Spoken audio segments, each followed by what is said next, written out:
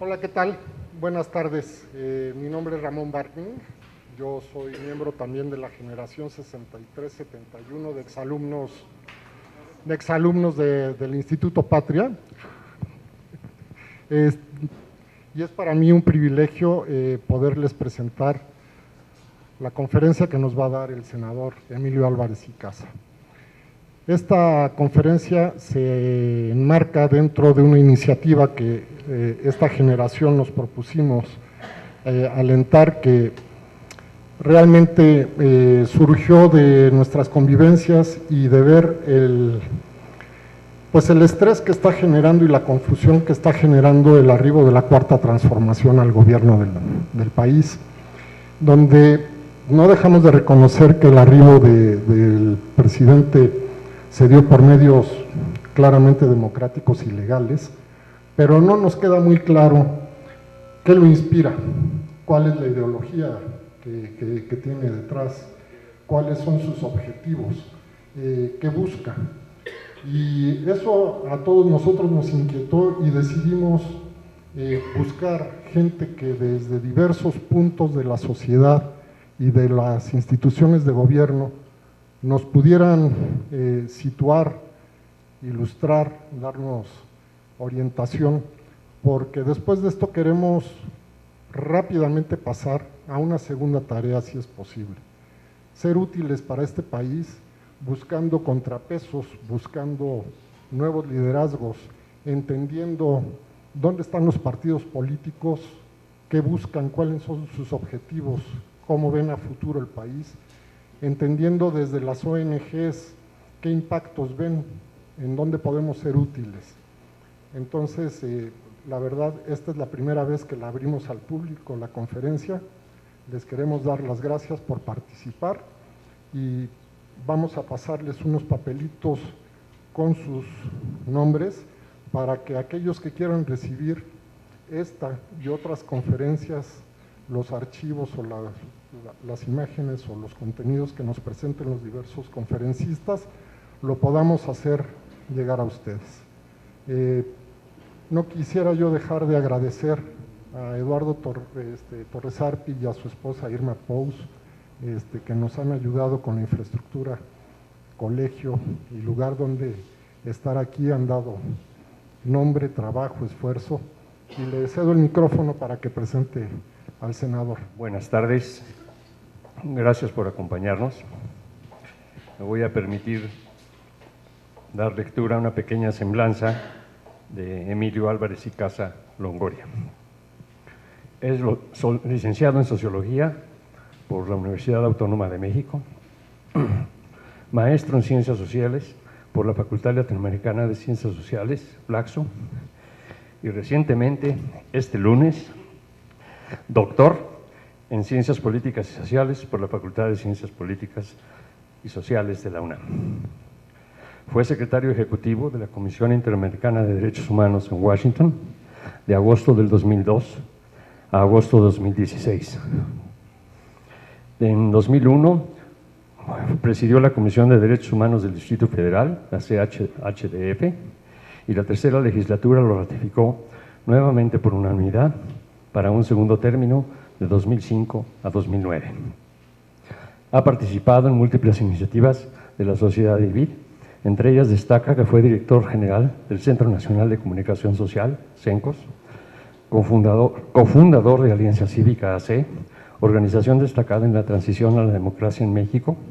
Ha sido miembro del consejo de más de 10 organizaciones sociales, OSCs, y vinculadas a temas de derechos humanos, seguridad y democracia.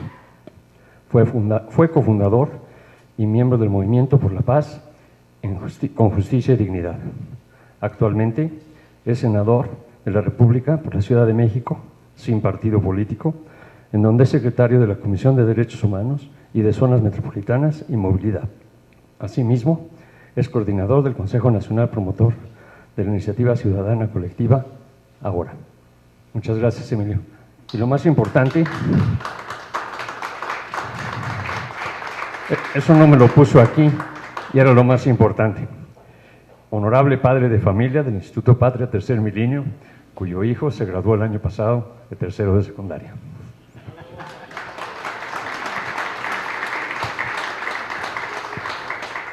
Probablemente esto último es lo más importante.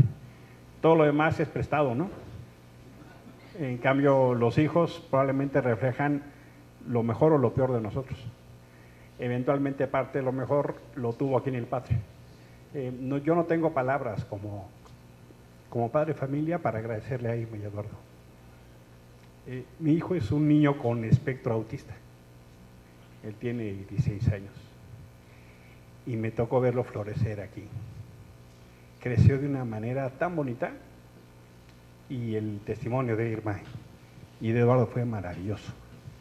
Todo lo demás es prestado, pero los hijos son un regalo de Dios y gracias a Eduardo y a Irma, Jesús pudo crecer mucho mejor. Ahora ya está en prepa y verlo venir todos los días con gusto al Patria es uno de los regalos más bonitos que Dios me dio. Y por supuesto, todo lo demás, pues, y además soy esposo y miembro de una familia muy grande, somos 14 hermanos y hermanos, ya se imaginarán, del movimiento familiar cristiano, ¿no? Cuando me decían, tú que eres de Pepe y Luz Álvarez y Casa, y yo digo, lo que mi hermana Marisa dice es que soy su familiar lejano, porque soy el hijo número 12, ¿no? Entonces, no, lejanísimo, ¿no? Entonces, vamos a conversar un poquito, platicando con Irma y Eduardo, de qué es mi trabajo en el Senado, cómo veo yo un poco el momento, y voy a platicar de lo que he hecho en el Senado y lo que quiero hacer en el Senado a partir de lo que he dicho en tribuna, ¿no? Que creo que es la mejor manera de explicar qué hago yo ahí. Vamos a ver unos pequeños materiales y luego, en mi opinión, cuáles son algunas pistas de por dónde seguir. Yo llego al Senado de la República más o menos bajo las siguientes premisas. La Ciudad de México ha sido un escenario para la lucha y construcción de los derechos humanos. Reconocemos en la sociedad civil un actor fundamental en la transformación democrática del país. Defendiendo nuestros derechos, vamos a hacer realidad que México cambie. Esta última frase es lo que yo quiero. Defender nuestros derechos para que México cambie. Esa es la premisa bajo la cual yo llegué al Senado. Una parte importante en mi vida ha sido trabajar profesionalmente en el ámbito de derechos humanos, en la Ciudad de México, en Washington, como activista, pues. Pero lo que quiero en el Senado es eso. Y este es un momento extraordinario para hacer eso. En los dilemas que tenemos en la cosa pública, en la vida pública, es eso. Y la única manera de hacer eso es ejercerlo. Difícilmente nuestros derechos se van a defender por interpósita persona. Difícilmente serán otros los que lo hagan. Podrán hacerlo, pero este momento, en mi opinión, requiere esto como contexto. La Ciudad de México. Yo llego al Senado de la República representando una iniciativa que se llama la Iniciativa Ahora, que decidió hacer una alianza electoral parlamentaria y de gobierno con la Coalición por México al Frente. Esencialmente como una cuarta patita de la mesa, si quieren, como una iniciativa emergente que surge recién, pero no como parte de ningún partido político, y lo que convenimos es que si daban los números formaríamos nuestro propio grupo parlamentario tanto en la Cámara de Diputados como en el Senado de la República. Los números no dieron para eso.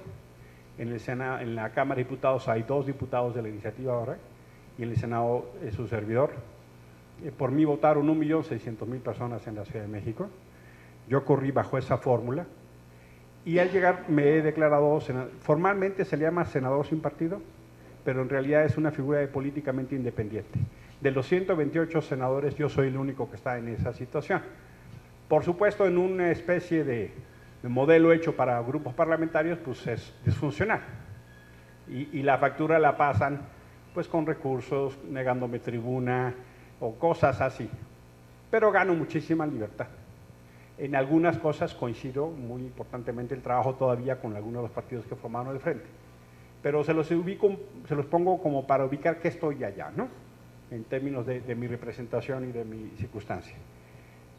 Y sí creo que yo no he militado en partido político alguno y creo que este tipo de voces hace mucha falta en el Congreso. Cuando se instaló el Congreso, esto fue más o menos mi planteamiento. Los integrantes de la iniciativa ahora hemos llegado al Congreso de la Unión como una organización de personas libres que han decidido no pertenecer a los grupos parlamentarios de los actuales partidos políticos, porque nos es indispensable mantener nuestra autonomía, independencia y nuestra identidad. Así lo hicimos saber y lo firmamos públicamente con las fuerzas que conformaron la coalición por México al frente, y también lo dijimos al presidente electo Andrés Manuel López Obrador cuando nos invitó a formar parte del proyecto. El país que hoy se dibuja en los promocionales del informe de labores que se presenta este día dista demostrar la regresión autoritaria en la que vivimos en los últimos años. Oculta el régimen de esta segunda alternancia lo que fue en realidad un fracaso de la transición democrática. Esta alternancia no derrotó ni el autoritarismo, ni la desigualdad, ni la pobreza, ni la injusticia. Este régimen nos ha dejado una extraordinaria corrupción y una acelerada impunidad, y nos quiso convencer, además de que este desastre es democracia. Hay que decirlo con absoluta claridad. El legado de Enrique Peña Nieto es corrupción, violencia y miseria. Deja la mitad de la población, 62 millones de personas, sin ingreso suficiente para lo básico, los negocios al amparo del poder público, incluso el dinero destinado al combate a la pobreza y el más alto índice de homicidios dolosos, incluso superior a los fatídicos años del gobierno de Calderón. Su política laboral es la más efectiva fábrica de pobreza que existe en el país. Hoy se inicia una nueva etapa en la relación entre el Poder Ejecutivo y también del Poder Legislativo y los mexicanos.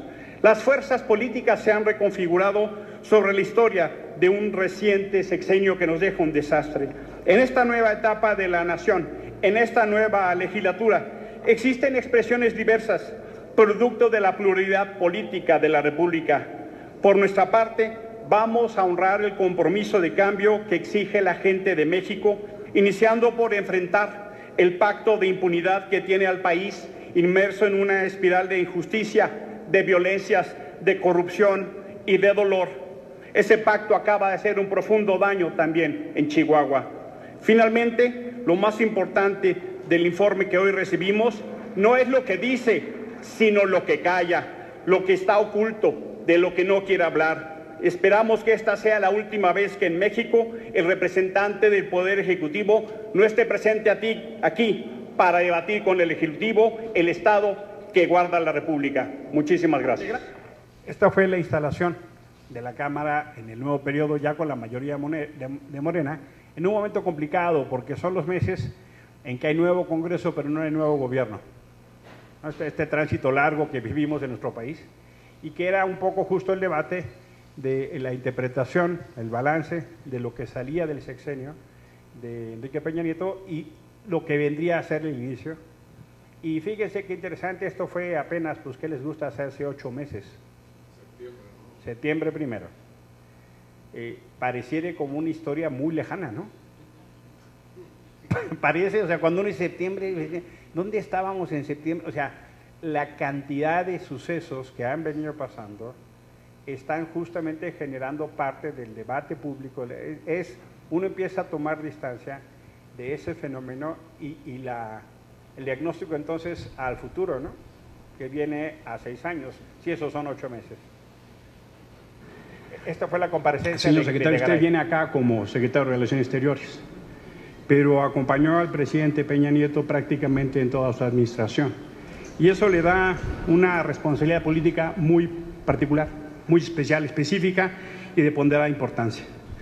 Para la iniciativa ahora, a la que yo represento en esta tribuna, quiero decirle, secretario, con la más absoluta claridad, que usted es una de las más acabadas expresiones de una cúpula gubernamental caracterizada por la corrupción, la desmesura, la indignidad dentro y fuera de México.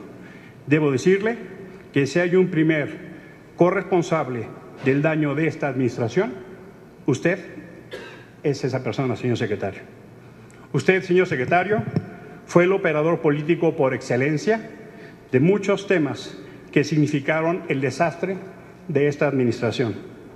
desde el inicio hasta los términos de su derrota y el cierre de la misma.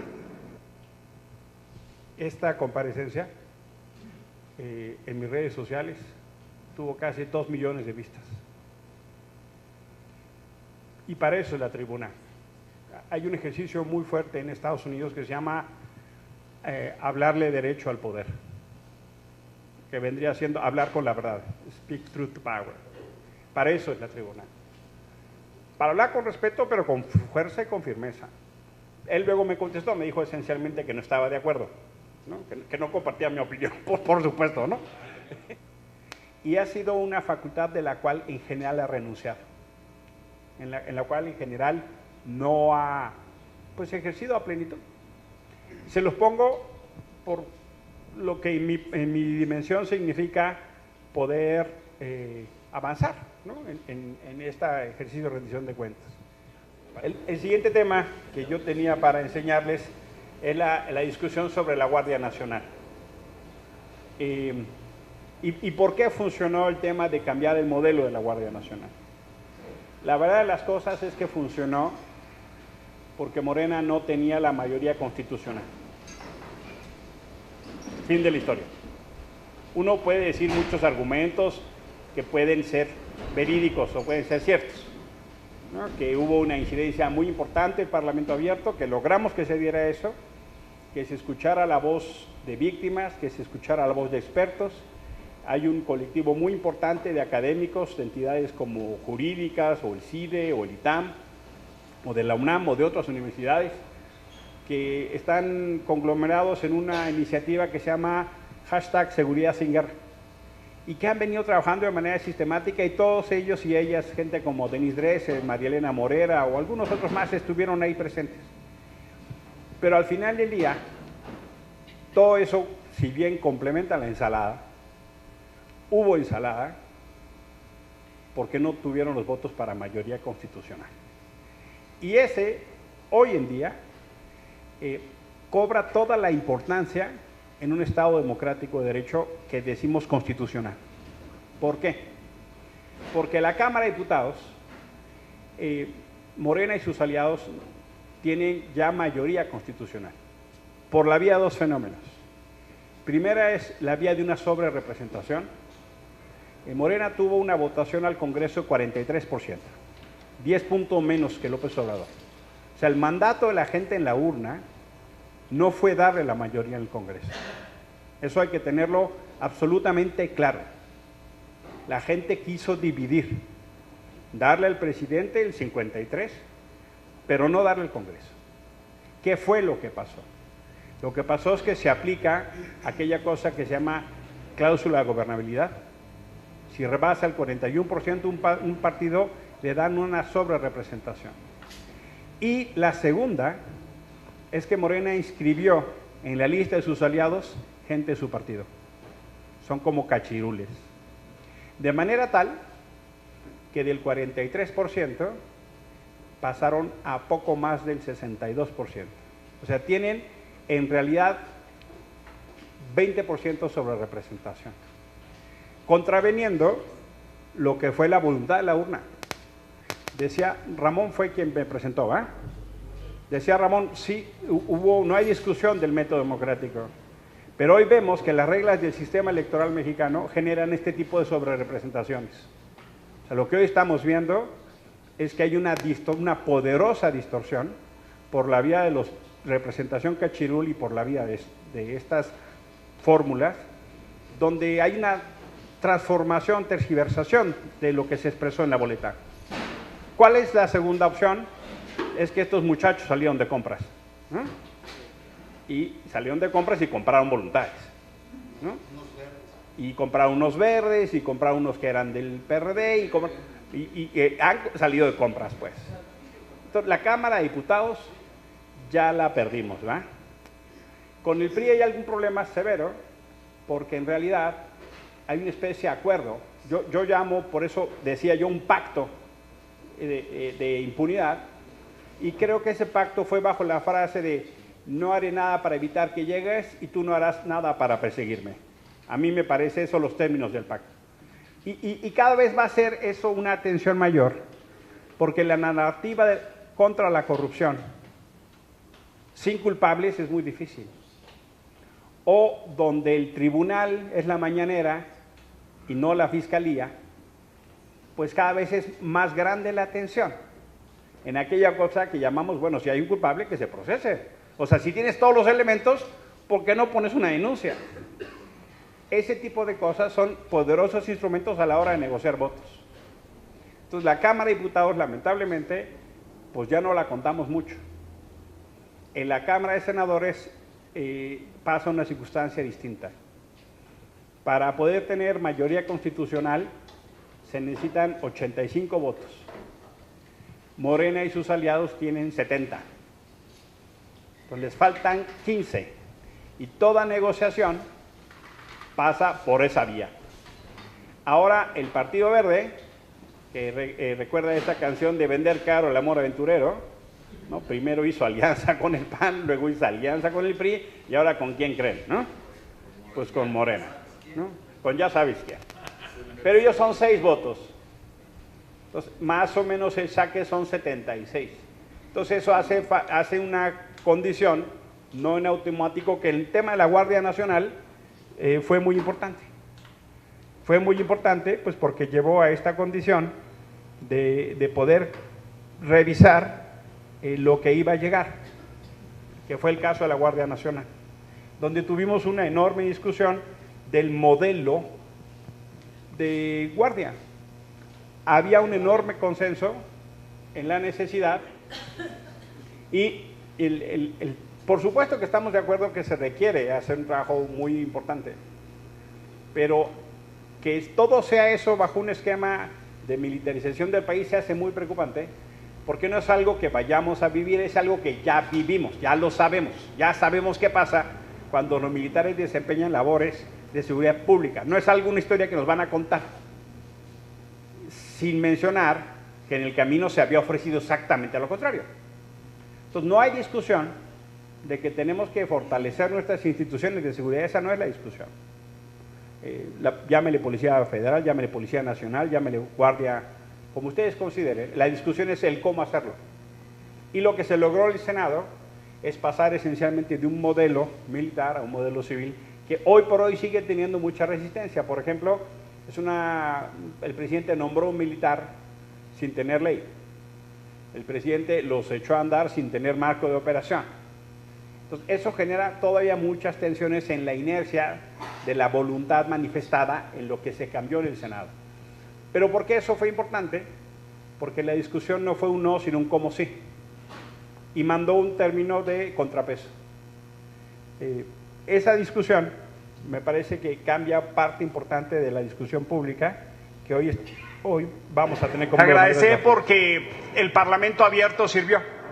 Y esta Cámara fue fundamental en el ánimo de escuchar a las víctimas. Eso hizo una diferencia fundamental. Quiero también agradecer a las víctimas que aquí estuvieron, porque con su dolor han dado un ejemplo de generosidad que inspira. Es muy difícil levantarse todos los días cuando uno tiene un hijo o una hija desaparecida y encima buscar que eso no se repita más. Para mí eso es un acto de entrega, de amor y de valor que me inspira todos los días a seguir trabajando por un país mejor.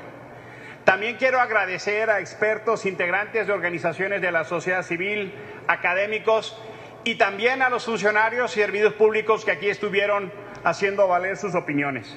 En particular, agradezco al colectivo Seguridad Sin Guerra, cuyas propuestas hice propias junto con otras y otros senadores en el ánimo de lo que la sociedad civil puede hacer.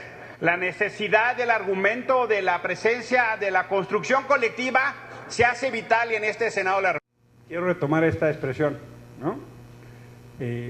Lo que se puede hacer con argumentos y desde la sociedad civil. En un momento que ahora resulta que toda la sociedad civil es mala, ¿no? En un momento que aquella cosa que llamamos el tejido social democrático se desvanece porque pareciera entonces que solo hay pueblo y gobierno. Desde los últimos 30, 40 años hemos venido trabajando muy intensivamente para hacer sociedad civil. Esta escuela es un ejemplo de eso. ¿no? Y muchos y muchas hemos participado en muy distintas, hasta de vecinos, ¿no? Porque la cosa pública la entendemos como propia, como responsabilidad propia. Por eso este tema me parece que es tan ilustrativo. Otro tema que me parece vital es el tema de la Corte.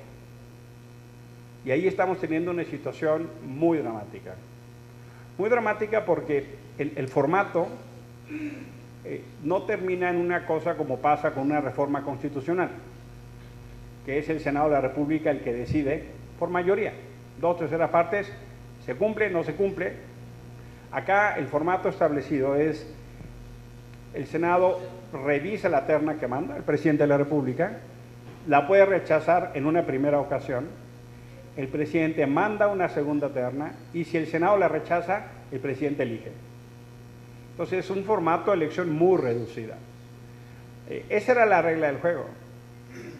Pero ahora tuvimos el extremo de que el Senado rechazó una terna y prácticamente nos mandaron a las mismas. Con características muy particulares. Van ustedes a escuchar a qué me refiero. Me parece que la terna propuesta por el presidente de la República no cumple la idoneidad. La idoneidad en términos de independencia, de autonomía y de lo que significa un poder judicial. Y lo digo con el mejor ánimo y el mejor respeto. Cuando vemos el estado de la justicia, lo que sucede con la corrupción o lo que sucede con nuestras instituciones, es muy difícil defender el Estado de Derecho en México. ¿Quién de nosotros podría decir, quién de nosotras podría decir que el Estado de Derecho en México funciona? Y yo estoy claro y cierto que el diagnóstico de Andrés Manuel López Obrador respecto al 1 de julio tuvo que ver con eso. Y ahora tenemos la posibilidad de pieza a pieza empezar a construir eso, el Estado democrático de derecho, por la vía del funcionamiento de las instituciones. Quienes gobernaron antes recibieron con fuerza un castigo en el voto. Y no se trata entonces que el nuevo gobierno, la nueva mayoría, haga lo mismo. En la terna hay claras manifestaciones de conflicto de interés. Compañeros, una de las candidatas fue candidata al Senado de la República, como ustedes y como yo. El 1 de julio su nombre estuvo en la boleta. Muchos de ustedes denunciaron y lucharon contra esas prácticas en el pasado, compañeros. Muchos de ustedes levantaron la voz en contra del fiscal Carnal, porque era un abogado del presidente. Y dijeron, no reúne la idoneidad. Y la sociedad civil toda se expresó, no podemos tener figuras de ese tipo desempeñando ese cargo. Muchos de ustedes levantaron la voz entonces. Hay una tercera persona que, como se leyó, tiene un claro, por lo menos, indicio de conflicto de intereses, compañeros. La terna que hoy se propone podrá cumplir los requisitos en estricto término legal, pero no en términos de idoneidad. Tenemos que cuidar a la Suprema Corte. Compañeros, en conciencia, sabemos absolutamente que esta designación va en el sentido contrario a lo que se establece como un principio básico de independencia. Yo platicaba con algunos compañeros acá, déjenme ponerlo como ejemplo. ¿Ustedes les queda alguna duda? ¿Cómo votaría alguna de esas candidatas si recibe una llamada del presidente de la República? A mí no me queda duda, compañeros. Nuestro deber es defender a la Suprema Corte, pero no por la Suprema Corte en sí, sino porque es el instrumento para hacer realidad el derecho y el acceso a la justicia a las y los mexicanos. La Corte es un instrumento al servicio de la gente, sobre todo los que menos tienen, porque es la posibilidad de presentarse a la justicia donde los desniveles de la pobreza, del clasismo y del racismo puedan ser superados para que los pobres tengan justicia, para que no haya intereses políticos. La llamada Cuarta Transformación llegó ofreciendo eso, compañeros. Llegó pidiéndonos un cambio verdadero. No repitamos los errores del pasado. Construyamos nuevas instituciones de Estado. Votaron por la esposa de Riobó. Ella quedó como ministra de la Corte. A ella me refería cuando decía hay por lo menos indicios de conflicto de intereses, ¿no? Pues, nada más para decirlo de una manera que, ¿no? Sospechas, ¿no? Y por supuesto que el problema no es ahora entonces, como los otros los hicieron, ahora lo hago yo, ¿no? Porque era lo que fue el argumento de ofensa. No, hombre, pues si así lo dijeron y pusieron, bueno, pero ustedes ofrecieron otra cosa, ¿no? Eso es lo que nos dijeron. ¿Y por qué lo decía? Es que el dilema no es en sí solo la Corte, ¿no? Sino lo que la Corte decide. La Constitución dice lo que la Corte dice que dice. Punto. Por eso es tan importante. ¿Cuál es el tipo de rol que creo que el Senado debe jugar? O al menos lo que yo creo que debe jugar. Debe ser un puente para llevar otro tipo de voces y presencias, de argumentos, de ideas, de experiencias, de procesos, y parte de mi trabajo ha sido justo eso, tratar de llevar y construir ciudadanía a partir de ahí, ¿no? Que nos permita tener una discusión en otros. Esa fue mi papeleta, ¿no? A la hora de votar, ¿no? Rechacen la terna, que se hizo un hashtag en redes sociales que fue trending topic, ¿no? Que son parte de los debates. Y una de las cosas que a mí me tiene muy sorprendido es el nivel de permisividad que estoy encontrando en estos debates. Cuando me puedo hacer cargo que estamos todavía en el bono democrático, me puedo hacer cargo que estamos en los primeros meses, me puedo hacer cargo que no es lo mismo criticar a Peña que a Andrés Manuel. Todo eso lo puedo entender y acompañar. Pero lo que está resultando en ocasiones es que no estamos exigiendo con la misma regla, no estamos midiendo con la misma regla. Este debate en otro tiempo hubiera sido inaceptable, porque hubiéramos tenido una expresión pública mucho mayor. Les voy a poner un ejemplo de lo que quiero decir con esto. ¿Ustedes se imaginan qué hubiera pasado si Enrique Peña Nieto o Felipe Calderón nos salen con que el fiscal electoral fuere el representante de su partido ante una autoridad electoral? Oigan, muchachos, mire, es que es muy buena persona, ¿no? Y tiene experiencia electoral. Estuvo en un instituto electoral representando a mi partido. ¿Qué hubiéramos hecho si Peña o Calderón nos dicen que el fiscal electoral es de su partido? Que el fiscal Calderón hubiera sido militante del PAN o del PRI. Bueno, eso está pasando ahorita. El fiscal para la atención de los delitos electorales fue el representante de Morena en el Instituto Electoral de la Ciudad de México, José Agustín Ortiz Pinchetti. ¿Puedo yo tener buena opinión de José Agustín? Eventualmente sí, lo conozco, pero no tengo duda de qué va a hacer si Andrés Manuel le habla. No tengo duda. Ese es nuestro actual fiscal electoral. Y ni siquiera ha sido tema de debate público. Me parece que entre el pasmo, la sorpresa, la agenda pública construida, no estamos haciendo el debate en contrapeso de este tipo de decisiones. La discusión en la Corte fue relativamente solitaria. Esto del fiscal, uno de los consejeros de Pemex que votamos, era presidente Morena en Tabasco. De los consejeros de Pemex. Consejero...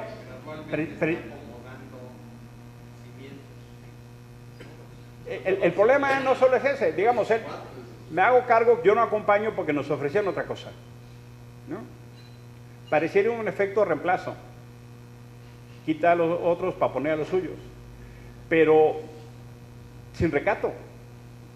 Pero aparte, tu excuñado, ¿no? Aparte era su excuñado, hermano de su fallecida primera esposa. Presidente de Morena en Tabasco. Ahora es parte de los consejeros de Pemex. Y lo votamos y perdimos por un voto. Perdimos por un voto. Porque en ese momento lograron mover a una del Verde, que había votado en contra. Y cuando estaba el pizarrón abierto, le hablaron y cambió su voto. Pues a esa hora hay muchas. No, ahora les platico lo que pasó con la reforma educativa, que ganamos por un voto. Con el tablero abierto. Ahora se las platico porque está muy bueno. Estos son el tipo de espacios y se los digo un poco para que ustedes también tengan, si es de su interés, si están en escuelas, si están en empresas, si tienen, bien para que visiten el Senado, bien para que organicemos cosas en el Senado. Para eso es, ¿verdad? O sea, se los dejo en el oído para que tengan también la posibilidad de utilizar eso. Presentaciones de libros, conferencias, cosa aquella que signifique irrumpir, ¿no? Eso es esencialmente el sentido de por qué estoy enseñando esto. Esto es un parlamento juvenil que fue muy bonito, de unos chicos de bachillerato, y estos son parte de las cosas que hemos venido haciendo en el debate público, que me parece como muy importante. Tenemos que tomar esos espacios, en el buen sentido de la palabra. Otro eje es... creo que tenemos que estar emplazando constantemente a este gobierno. Esta es una denuncia, quien está a la derecha se llama Lucía Riojas, es parte de la iniciativa, ahora es diputada federal. Hay 2 diputados, les comentaba, ella es uno. Y el otro se llama Alfredo Figueroa, que fue consejero del INE y ahora es el coordinador de la iniciativa ahora. Poco antes de salir a acabar el gobierno de Enrique Peña Nieto, pusimos una denuncia penal en contra de Gerardo Ruiz Esparza. El socavón, el aeropuerto, y una larga, etcétera, y varias carreteras, ¿no?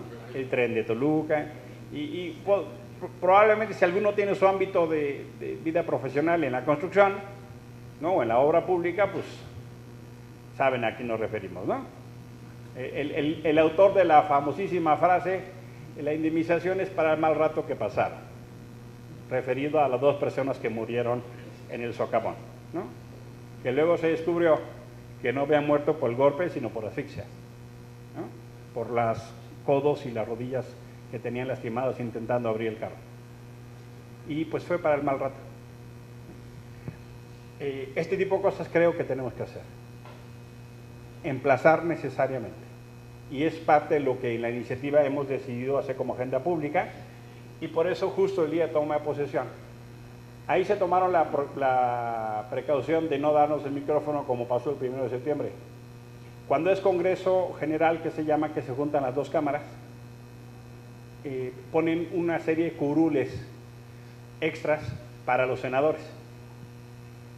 Mi curul no tenía micrófono. O sea que ni siquiera podía hacer el ruido para... ¿no? Entonces, bueno, no nos quedó más que meternos acá. No les quiero platicar la cara de Peña, ¿verdad? Sí creo que tenemos que hacer emplazamientos públicos constantes. Yo no puedo aceptar que quienes le dieron agua destilada en lugar de tratamiento contra el cáncer, o quienes, etcétera, etcétera, etcétera, pues pasean en la calle como gente honorable, ¿no? Yo no sé cuánto les cueste a ustedes pagar los impuestos. Si alguien tiene una pequeña empresa, una nómina, y yo no sé cómo les vaya con el seguro social, si se atrasan tantito en pagar. Y no sé cómo les vaya a sus empleados si van al seguro social. Pero para mí es muy difícil procesar que no pase nada. Y por eso pongo este ejercicio. Él es Carlos Morales, él es de Chiapas, es el otro legislador que está con nosotros, y ella es Lucía. Yo creo que una parte importante del debate está en las redes sociales.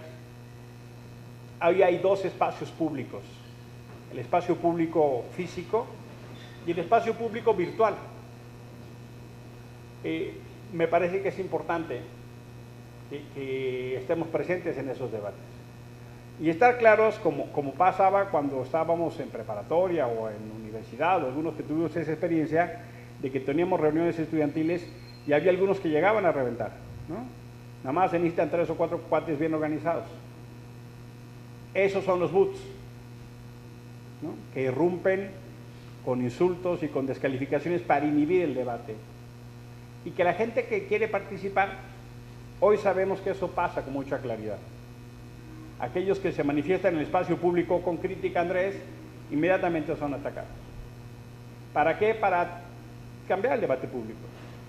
Puedo aceptar, acompañar, que hay quienes auténticamente lo creen y deciden acompañarlo. Eso me parece que es absolutamente válido. Pero lo que yo quiero dejarles también en el orden de ideas es que el debate en redes es importante. Y si no tienen tiempo y condición, escójanse a quienes quieren seguir, ¿no? Y reproduzcan. Si no tienen tiempo, ¿no?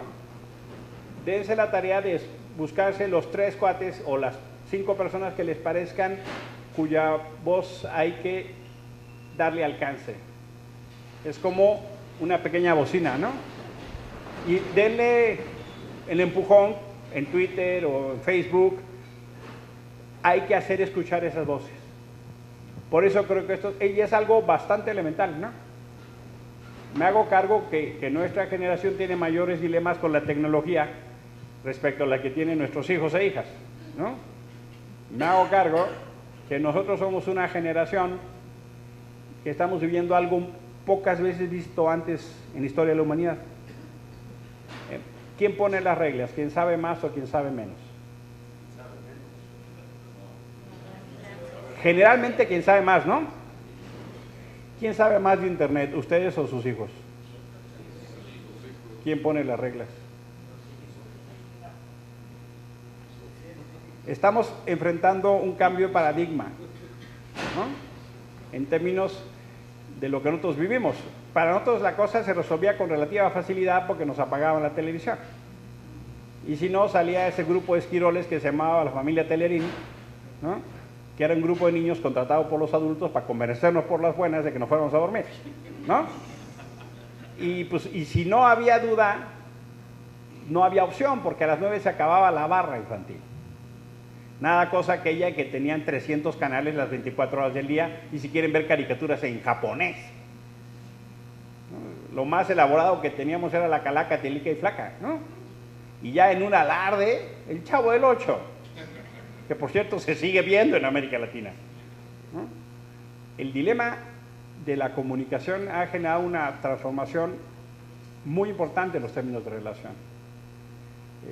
A veces nos pasa incluso que necesitamos a los hijos para cambiarle, para adaptarle, para conectarle. Oye, ponle, ¿no? La videocasetera ya no se usa. La conexión al teléfono le contiene el hijo o la hija, ¿no? ¿Por qué eso es importante? Porque tenemos necesariamente que hacer una discusión de esto. Ahí se están formando opiniones y criterios. Y estar fuera de ese debate nos deja en desventaja. A como ustedes consideren, ¿no? Pero creo que sí es muy importante darle eco a estas cosas, a las voces que ustedes quieran. Yo no seré quien diga qué. Pero sí es importante que ustedes se asuman en esta lógica del debate público. Para ir cerrando y dar un poco de tiempo más para conversar. ¿Qué sigue? Voy a dar 4 ideas de lo que en mi opinión es importante para hacer.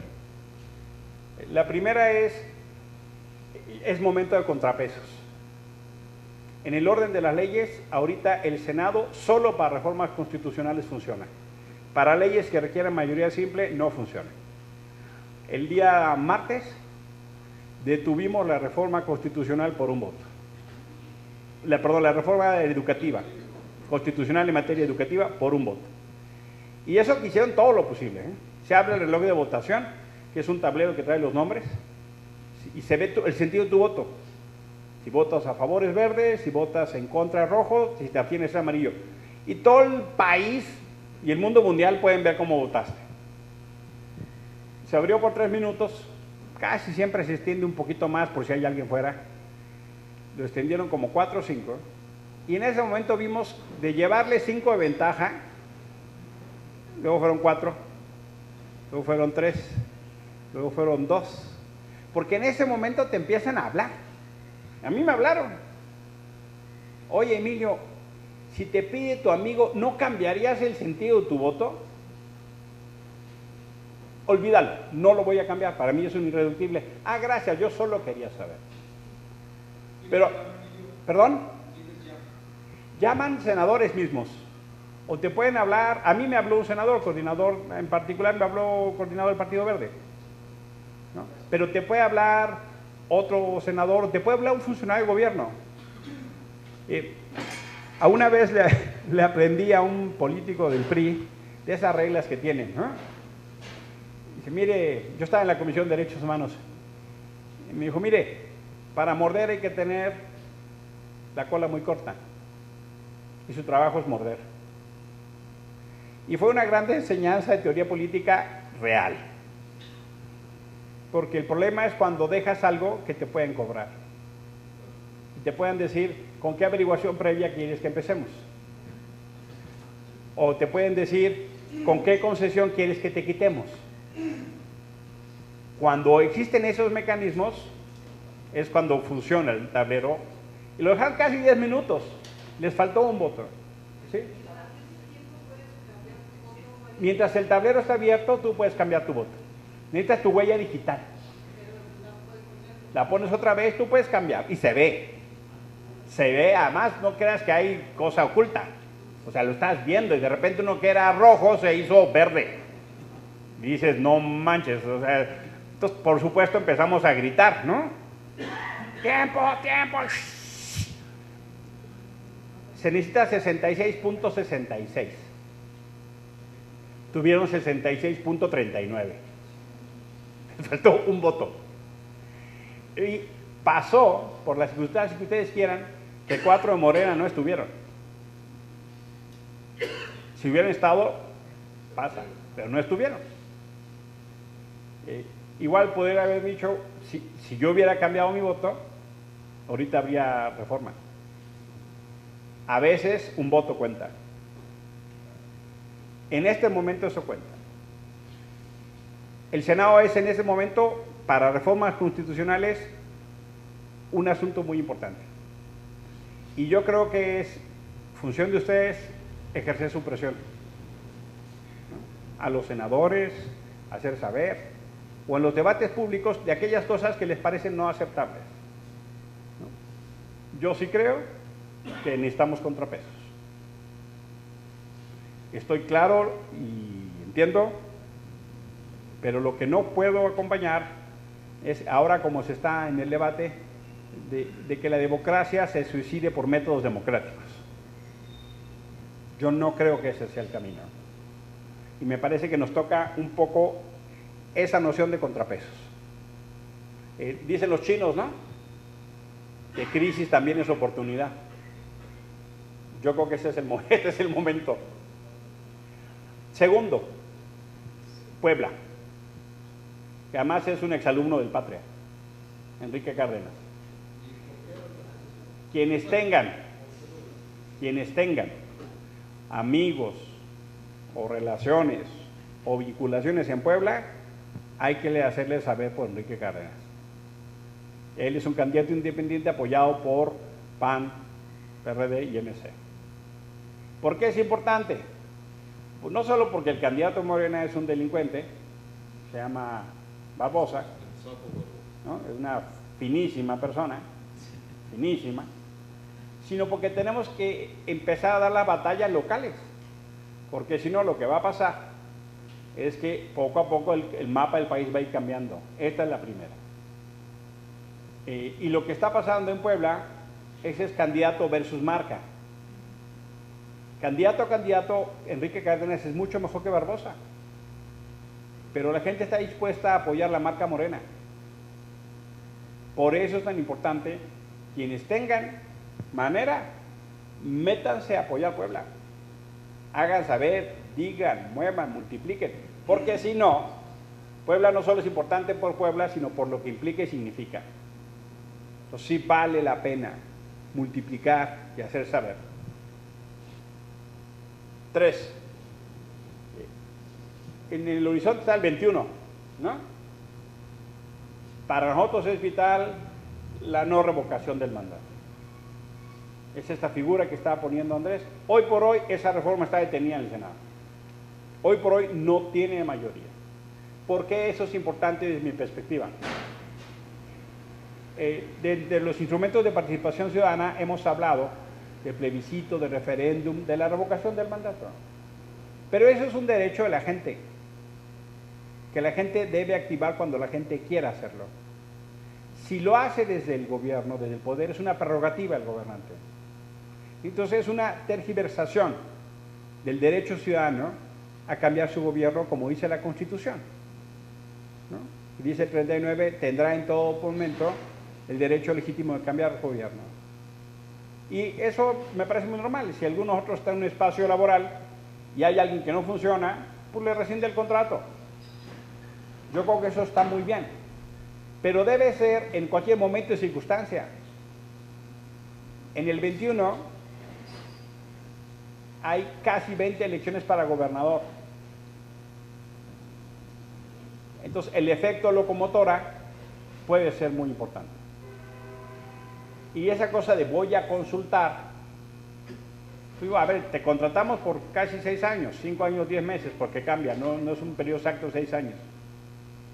Como que ¿por qué? Es exactamente al revés. Si la gente tiene confianza en ti, como que ¿por qué tengo que preguntarte? Es lo que llamamos afirmativa ficta. Como que ¿por qué tendría yo que preguntarte que te fuera? Es exactamente al revés. Es la pérdida de confianza cuando se activa este mecanismo. Si hay pérdida de confianza, se puede usar. Usarlo cuando hay elecciones intermedias, en mi opinión, es un cambio y una perversión de un derecho ciudadano a una prerrogativa del gobierno. Esta discusión, les pido que estén muy atentos. Si esta discusión no estamos atentos, lo que va a pasar es que vamos a tener al presidente en la boleta del 21 sin contrincante. Eso es lo que va a pasar. Entonces, les pido que lo tengan como radar, ¿no? Me hago cargo y puede haber gente que esté dispuesta a apoyar al presidente, muy su derecho, muy su opción. Pero lo que yo no puedo acompañar es que haya una tergiversación de un derecho de la gente. Y algunos, la iniciativa, otros, ahora y otros, estamos pensando, igual si nos da la condición, para hacer una iniciativa política que pueda contender el 21 y 24. Eso va apenas en marcha. Me hago cargo que eso es mucho más complicado, pero si alguien tiene interés me pregunta al final y punto. Pero ¿qué es lo que quiero decirles? Que yo creo que es momento de hacer, más que de preocuparnos, de ocuparnos, dicen, ¿no?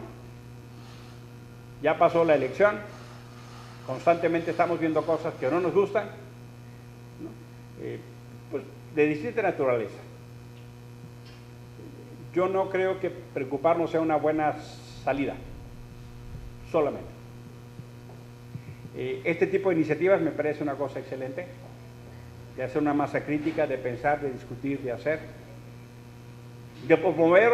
Igual hay gente, mira, manito, no me da la vida, yo estoy muy ocupado, pues por razones de mi empresa, de mi trabajo, de mi familia. Entonces empujen a quien hace, ¿no? De manera que quien hace tenga mejores condiciones. Por eso les decía esto que estamos haciendo, la iniciativa ahora, yo no puedo, pero te empujo. De manera que me hago cargo que luego la vida tiene sus complicaciones, ¿no? Pero entonces hay que empujar a quien hace. Y yo creo que eso es importante. Y si no, también exigir, porque un dilema que está teniendo la oposición es que es una oposición muy débil y fragmentada. A diferencia, ¿no?, de la mayoría, que es una mayoría de mando único, ¿no? Es más o menos como un jet, un caza, un F-16, contra un avión de hélice que discuten, ¿no?, con 4 tripulantes.